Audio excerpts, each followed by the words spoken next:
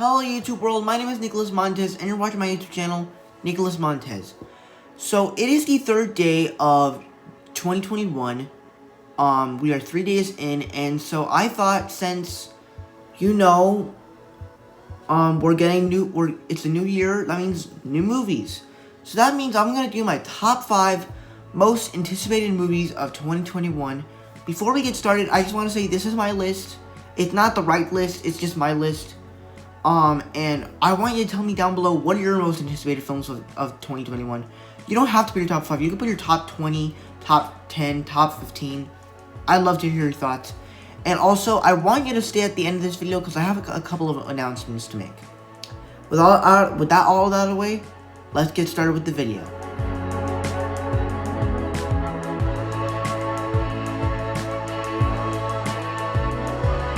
So, I was a big fan of the original Sing that Illumination made back in 2016 because I thought it had a clever thing of this koala that wanted to basically own this theater because it was his dream when he saw it. Now, when it's explained, it's a little bit weird, but then his whole building is destroyed, it is something that I actually really like. So, and plus the music is catchy in the original one, the characters are very good, so it's a great film. So as I'm excited for the original one, the sequel, the reason why I'm not as excited for the other ones on this list is because we don't really know I don't really know what else they could do with Sing 2. I don't know what type of film they could create with this film, but I am excited for Sing 2, so that just tells you how much I'm excited for it. I'm just excited to see this world again, these characters, and I'm just excited for it.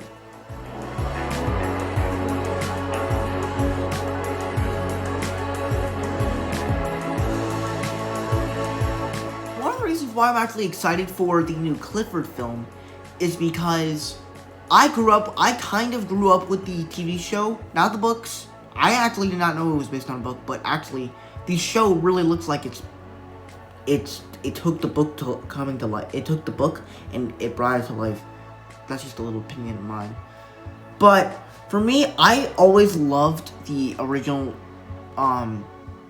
Clifford show that they made back in the, I don't know what time they made it, what decade they made it, but it was a show that I really watched. I loved watching when I was in elementary school.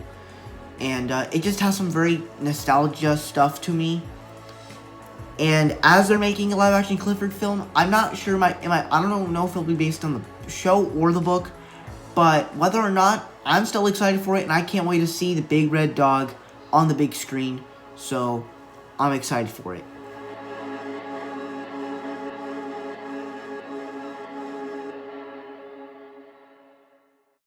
So one of the reasons I'm excited for Shang-Chi and the Legend of the Ten Rings is, one, we're getting another MCU film in 2021.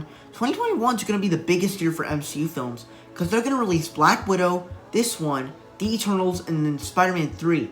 And I'm very excited because this is like the year that passed that number mark, because for 2017, 18, and 19, we always had 3 MCU films, and this will be the first year where they do the ultimate and they bring in 4 MCU films, and that's just mind-blowing to me. So for me, one of the other things I'm excited for Shang-Chi and the Legend of the Ten Rings is we're actually gonna get the first martial arts film in the MCU, because I've seen some martial arts movies, sort of. I've seen Mulan, which I was a fan of. So hopefully this film could actually be better than Mulan. It could be like, a Marvel version's take on Kung Fu Panda. Probably not the way it's supposed to be, but like it's supposed to. And also we're going to be getting the real Mandarin, which I'm very excited for, because if you remember back in Iron Man 3, he was not handled very well. So hopefully we get the real Mandarin, and hopefully we get some action sequences with Shang-Chi and the Mandarin. I hope that happens, hopefully.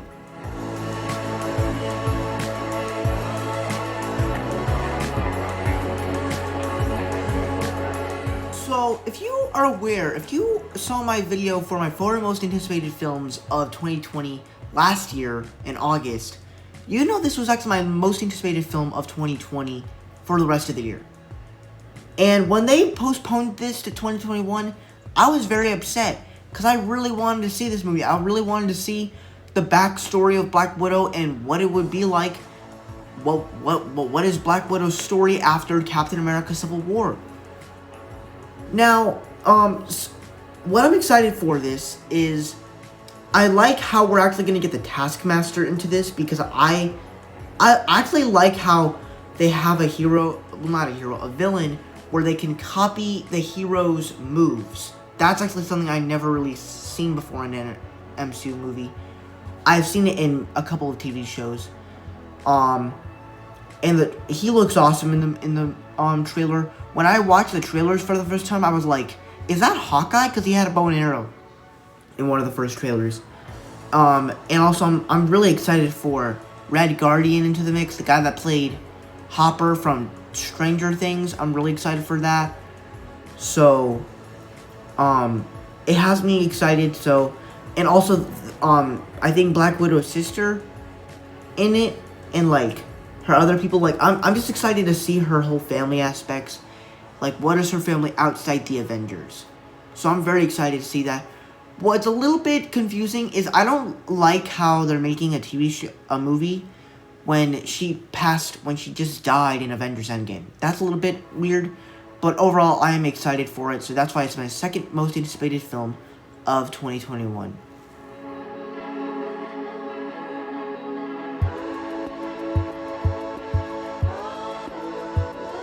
Also, you know me, I'm a MCU fan, and I love the character of Spider-Man, especially Tom Holland's character.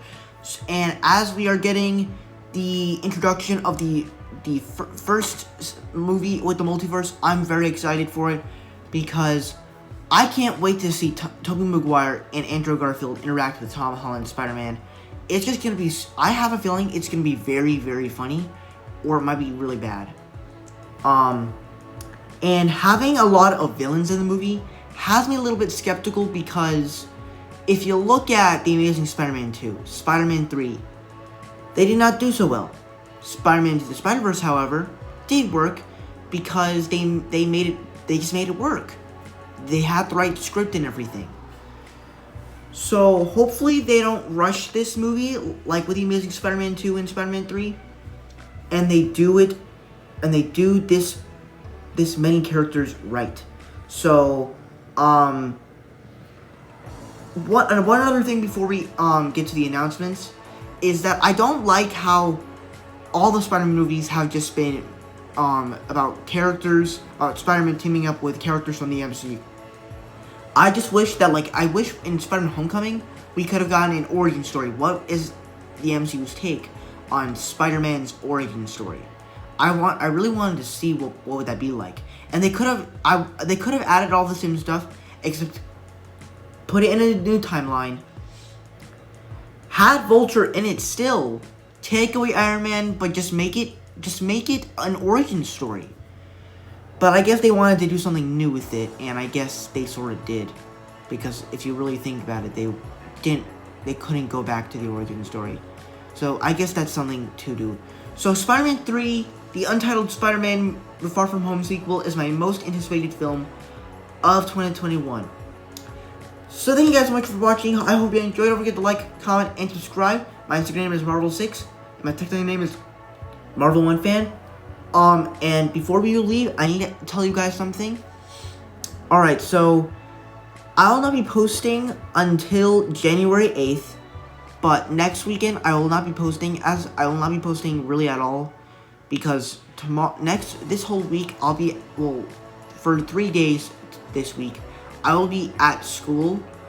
So unfortunately, I won't be able to post any videos this week. I'm sorry. I know you guys like when I post videos, but it can't come. Don't worry, I'll have future videos. But January 8th, I'll be posting a little tribute to someone that sort of a special person.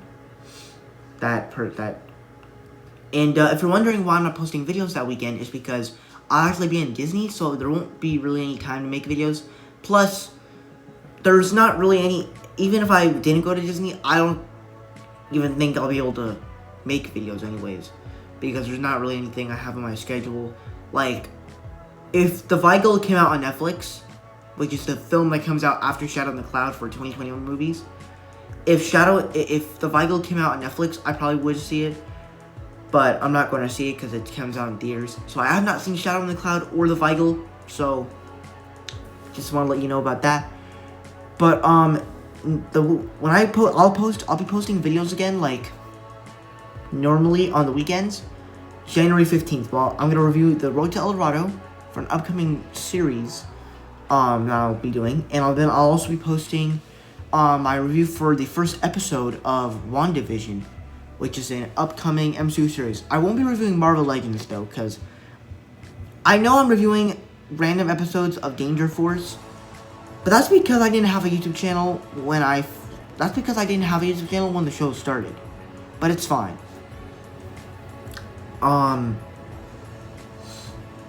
But I won't be reviewing Marvel Legends. I probably will see it though, because I probably will see it when I get back from Disney. But yeah, so that's all I have to say. So I'll be back Friday with a little tribute of someone. So bye.